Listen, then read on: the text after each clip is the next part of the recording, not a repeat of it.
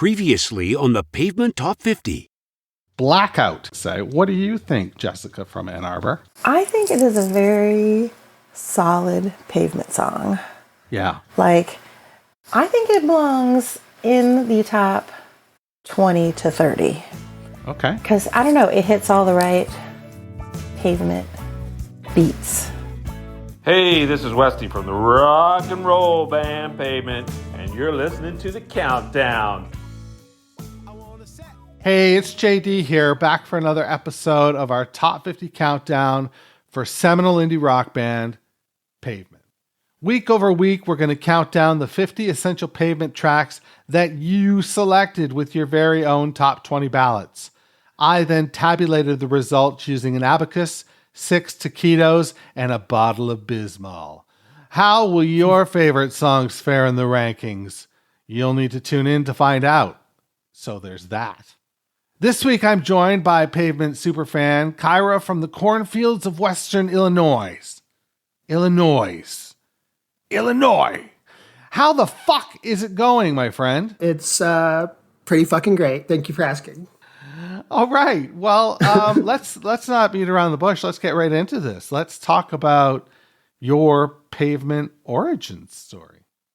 Okay. I got into Pavement in the early 90s. I graduated high school in 1994, so that was the year. Oh, cool. All right. So you know.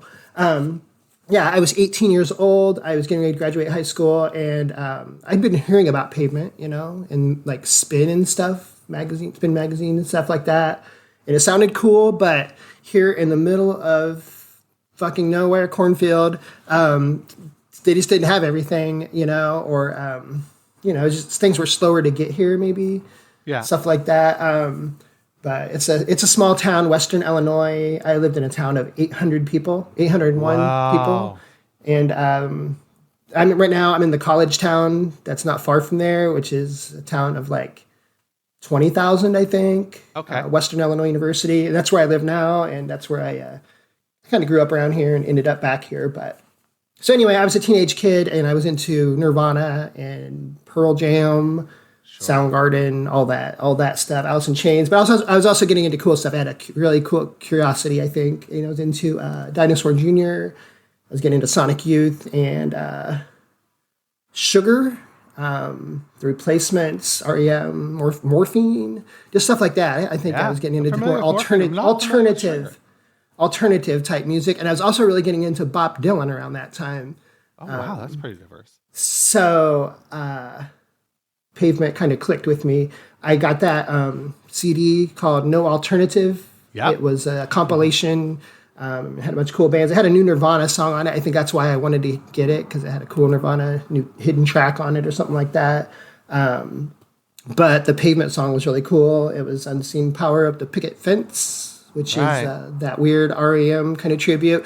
Not one of their best tunes, but it's fun and it's cool, and it introduced me to how goofy and quirky and their sound and stuff like that. Right. So, and I thought, that's cool. I like that. Filed it away, maybe pocketed it. But then I got off work. I worked at the Hardee's here in town, the fast food restaurant. I got off work, went home, and I turned on my little black and white TV I had in my room and watched the end of the Jay Leno show. And he had Pavement as his guests on his show. And they played Cut Your Hair. Yeah. You know, and I just thought, I fell in love right there. I was like, this is the coolest thing I've ever heard. And it was around that time. And you're not wrong. Yeah, right. And it was around that time where Kurt Cobain died too. And I was a big Nirvana fan, and shit was just really serious and heavy and kind of depressing, you know? I was listening to a lot of Pearl Jam and Nirvana and Soundgarden, Alice in Chains, and everybody was a junkie and everybody was depressed, and Pavement was a cool thing to come across around that time when I was a 18-year-old impressionable youth, because it wasn't really like that. It was fun, but it still felt very urgent. I felt their music felt vital and urgent, and had a lot of depth and meaning for an 18-year-old kid, I think. Yeah. So it was a good breather from that serious stuff I've been listening to, and I was just instantly in love with that. And my friend, I think I went to school a couple days later, and my friend's like, hey, I bought that Pavement tape that you told me about on Jay Leno or whatever. And he loaned it to me, and it was Crooked Ring, Crooked Ring. And, of course, that's the greatest album ever made. So that was a pretty big one to get into. And I fell in love with that instantly, all those great songs. Gold Sound, Silent Kid, Fillmore Jive, Range Life. Every song on that one's a banger, right? It's a masterpiece. So got into that. I was like, well, I got to go get more of this. So I came over here to the record store. We used to have 4 record stores in this town. Now we have 0. But Shit. yeah, it sucks. But anyway, I came over here and I saw another Pavement CD, and it was Watery Domestic, Chicken on the cover. Yeah. And that's also the greatest thing ever made, the greatest EP ever made, I guess. The greatest album ever made. No argument from me. Right? And this was all within like maybe a week of each other, and I just loved that. I thought that was the best thing I'd ever heard. And yeah, I was just in love with Pavement after that. I was like, this is my band. You found your band. Yeah, and I eventually over the next few months started getting the other stuff. I got that Westing, which I don't know if you can see it back there, my little Steve Keen of the Westing cover. A friend gave me that. She bought it down from him in Oklahoma. But anyway, that's a cool collection of tunes, and I was like, introduced me to their early stuff, which I thought was pretty cool. But I really like what they were doing currently more, their Kurt Cobain stuff, and and then I started just buying everything I could get from Pavement, and then I heard Slanted and Enchanted. I'm like, holy shit, this is also the greatest album ever made. So yeah, all that stuff. And then Wowie Zowie came out like maybe a year later. It wasn't very long, and that one was pretty amazing too. Little more of a head fuck than the other ones, which is awesome. And I just a big fan ever since. Now, did you convert people as well? I tried. So that you had some sort of echo chamber to be talking about this, or were you isolated with your fandom? Well, that's a good question, because some of my friends kind of dug Pavement, and when I played it for them, but I don't think they clicked with it like I did, where they were totally in love with it, but they enjoyed that album, Crooked Rain. I think I might have played them like, something off like Debris Slide or something like that. They're like, I don't know about this one, but I remember that. But I actually joined the Navy right after I graduated high school, and found out in the Navy that nobody liked Pavement or heard of Pavement ever. I hardly met anybody. But I was traveling a lot, and I would go to different towns, to different record stores, and find different Pavement things. So that was kind of fun. And I would try to turn people onto it, and it didn't really click very much. I've converted a few people though over the years, I guess. I had a roommate. It's nice to have people to talk to about it, right? Yeah, I had a roommate who was a drummer, and I played him Watery Domestic, I think, and he was just blown away by the drumming on I think that's Gary Young, right? Doing the crazy drumming on that one. Yeah, the drumming on that Texas Never Whispers is so cool, and he was pretty blown away by that. He's like, this drumming is so different and off, not your typical drumming, I guess. But so I converted a few people here and there over the years. Did you ever manage to see them live? I did, yeah. Finally, 2 years ago. Oh, cool. I saw them at the Chicago Theater. Yeah, and good they venue? were so good. It's a classic, venue, but it's not my preferred type of venue to see them in. But it was a beautiful place, and I was seeing the greatest band ever there. And they sounded really good. They sounded really so good on that. Yeah, they were great. So I saw that. I saw Stephen Malcolmus and the Jicks also when they first went on tour, like 2001. And that was a really cool show, yeah. Yeah, Bob was driving the RV and selling T-shirts. Really? It just seemed really like a cool little tour.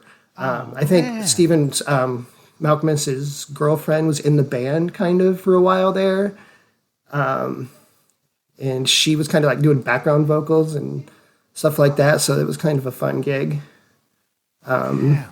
I saw him on the Pig Lib tour, but I didn't make it out.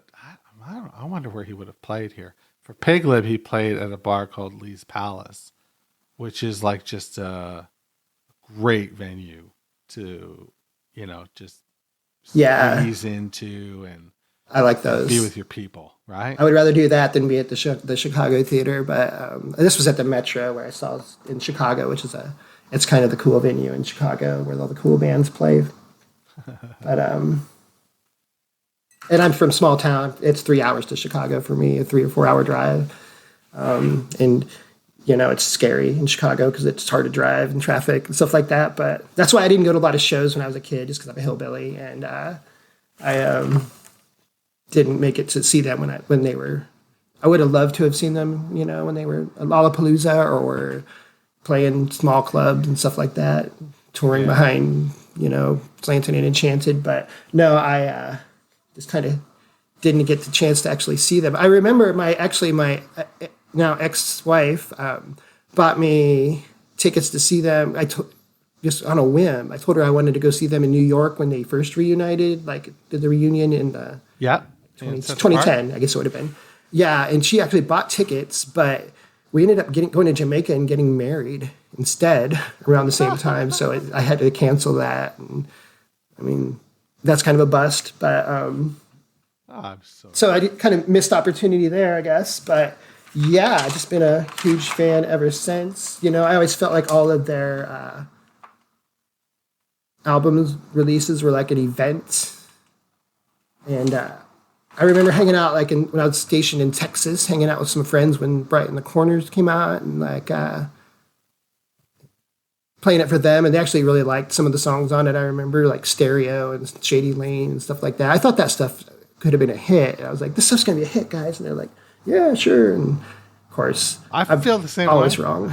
I'm always wrong. I was always wrong about that. I'm actually a radio person. I used to run the alternative rock station here in town when they had one. And I was always a champion of Pavement. I do have a funny story, I guess, kind of funny. So I worked for the radio station here in town. There's this local group of 6 radio stations. Yeah. And I was I ran the alternative station. I was the music director and the DJ there. And then I also was the classic rock morning show person. And also the news person too. I just kind of did a lot of things, jack of all trades or whatever. But our little station group got bought out by this corporate butthole hedge fund dude. Came down and bought the stations and then fired all the people basically. But they kind of kept me around for a couple months, and I learned how to. They told me I had to do the news, so I was the news director. And I had to make news stories and stuff like that, which not much of a journalist, but I was trying. But eventually they were going to fire me too, and they did. And I knew they were going to fire me, so I did not go out without a fight. And I made this news story about how the new owner was a butthole and all this stuff. But, I still had 2-something minutes left on my newscast. So I'm like, oh, and here's Pavement, Gold Sounds. And then I put Gold Sounds in there. And then I broadcast that out the rest of the day. And they fired me across the whole area on all 6 of their stations. And so that went out, and I exposed people to Pavement and made my little snide remarks about the butthole guy who bought the stations and fired everybody. And it was a good feeling. I love that you played Gold Sounds. Yeah. I just thought that was a good. It was a good length, I think. It might be my favorite of their songs. I don't know what I don't think I have a favorite, but I have many. But it's that very was nostalgic. Yeah, it is. Yeah, it's just got that feel. Yeah, just something wistful about it, I guess. But that was a go-to record at this point. Do you have one that you'll put on, when you're feeling pavementy, or does it depend on a specific mood? It's definitely a mood thing. It seems like Wowie Zowie is always getting played around here a lot for some reason, because that one's big. It's like the White Album kind of, of Pavement albums. Yeah. So it's a big, long one with different moods and stuff like that. And it's kind of how I am, a moody person. So I like the roller coaster ride of that one, and I like the kind of woozy sound of a lot of the songs on that one. And I think it's just this beautiful sounding record, and it's got songs I don't like on it, even like a couple that kind of I find a little more jarring, but it's still the one I've been listening to the most, I guess. But the first three I think are the greatest albums ever made, and I like the other ones also. So I have those ones on vinyl. I don't have the last two albums on vinyl, and I play a lot of vinyl, so I guess that's why but my kids are into it too. That's kind of cool. They've TikTok was it the Harness Your Hopes thing. I heard my kids listening to it, and I was like, "Whoa, that's so cool!" And they would like. I had a T-shirt and it didn't fit me anymore, so they would fight over the T-shirt. They had a couple teenage daughters. Like a dream. Yeah, right. But they did. I tried to get them a little deeper into it, but they know Harness Your Hopes, which is cool. And I was like, "Why? What does this mean?" And my daughter said, "It's for a fit check." I'm like, "What the heck is a fit check?" It's like an outfit, showing off your outfit. But I didn't know that. Spin around. Yeah. Yeah. So that's I know. It's over my head too. I'm 50 years old. Yeah. So I think that's pretty cool. And then they've gotten into it. And it's cool seeing younger kids get into it. I see it every once in a while. I see somebody who's considerably younger than myself, almost in my kid's age, and getting into Pavement. And I'm like, it's good. It means it's I was right this whole time, about this great band. Justice. Exactly. Well, Kyra, what do you say we flip the record and get into track number 19? Okay.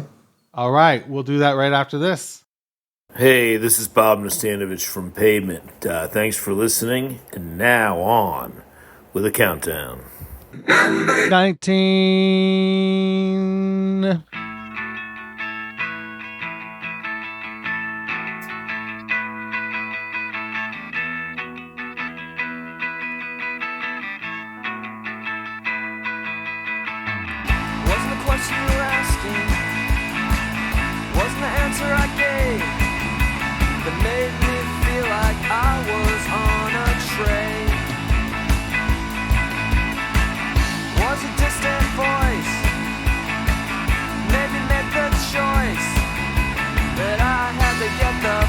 Out of this town, I've got a lot of things to do, a lot of places to go. I've got a lot of good things coming my way, and I'm afraid to say that you're not one of them.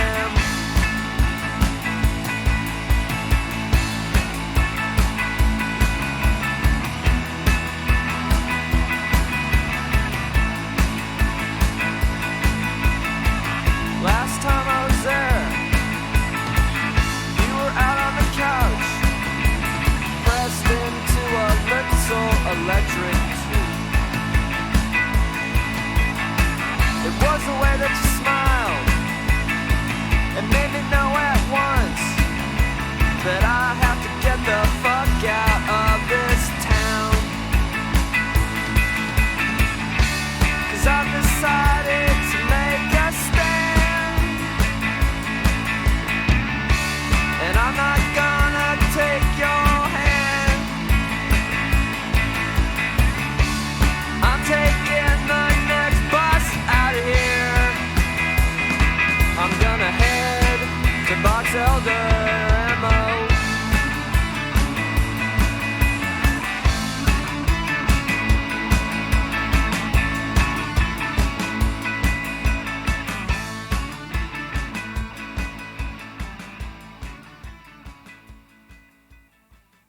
This week we're going deep on Box Elder.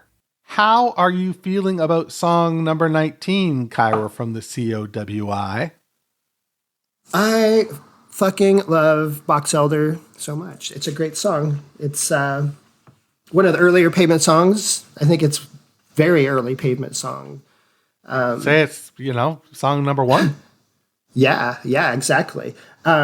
Which is cool. And it's one that really holds up, I think, too. So I was saying earlier, if you're just joining us, I got into Pavement in 1994 at Kirk and Rain, and it was awesome. And then I got Watery Domestic, and then I think a few weeks later I got the Westing collection of tunes. And yeah, I just remember that one immediately liking that song. One thing I like about it is it's got a kind of twee element to it, almost like a beat happening or something like that. Like K Records, Calvin Johnson kind of sound, which I didn't really know much about then, but when I hear it now, and there's also something REM about the guitar riff on that. Maybe I agree with you. Early REM for sure. Yeah, and I know that it was a big influence on them. So, and I'm a huge REM fan now. So there's that. And that song, I actually had to look this up, but it said that it's a true collaboration between the two, Steven and Scott. Spyro, yeah. Yeah, they kind of it was his riff, I think, and then Malcolm Miskey wrote the lyrics and sang over it. And they didn't really write songs like that before or after. It's kind of one of the only ones that was like really a collaboration like that, I guess. Very. I think they were all collaborations in one way or the other, but but yeah, for sure on that tune. I love the lyrics of the tune. I love the meaning of it. I'm from Vermont, Illinois. Vermont IL, population 801. And Box Elder MO is just, I'm going to head to Box Elder MO. It's just, he's going to head to some hillbilly ass town in Missouri. It's kind of that's what I got out of it anyway. But being from a small town and being somebody who's different, I'm a transgender woman. I didn't know it then, but it's something I've always felt, and it's something I still feel. And hearing that line, I've got to get the fuck out of this town, meant something back then. And recently, maybe in the last couple of years, that tune is really, it's like, man, I really love this song because I love that line. I've got to get the fuck out of this town. Because I was living in this other small town nearby, which is just very biggety town, and I was ready to get the fuck out of there. So I'm glad to be out of that town.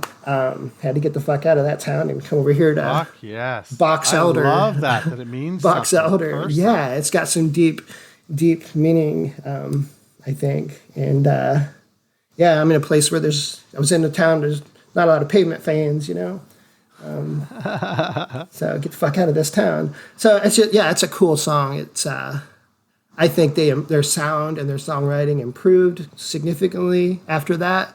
But as an early tune, I think it's definitely one of their best, and it's one that definitely means something to me. I think for sure. Love that song. Yeah, love Box Elder. It's a good one.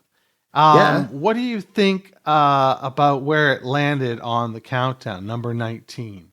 That's actually perfect. You think it's a fair spot for it? Yeah. I guess, yeah. I think it's a perfect spot, I mean, considering they made so many other great songs and that they really improved on their sound after that, but also as an early tune and they're finding their sound, I think that was definitely one of the most important songs in their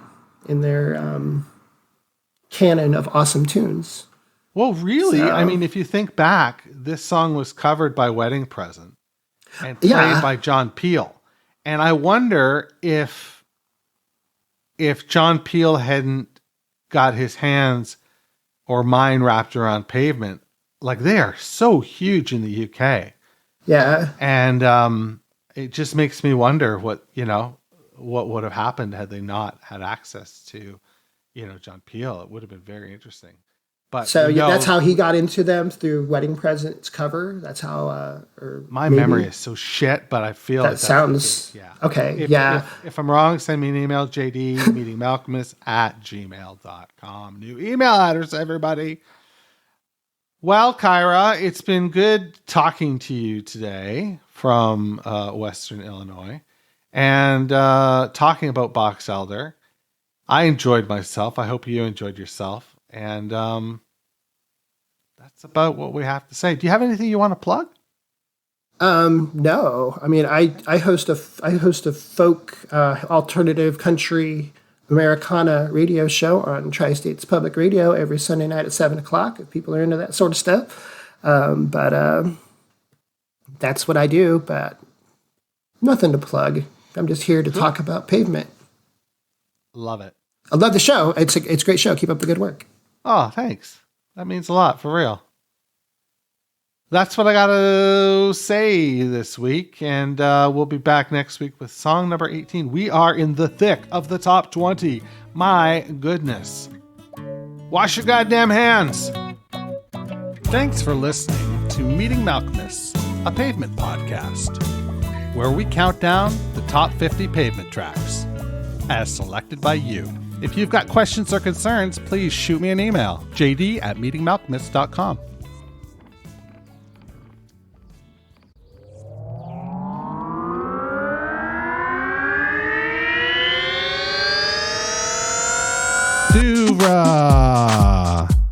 Podcasts and such.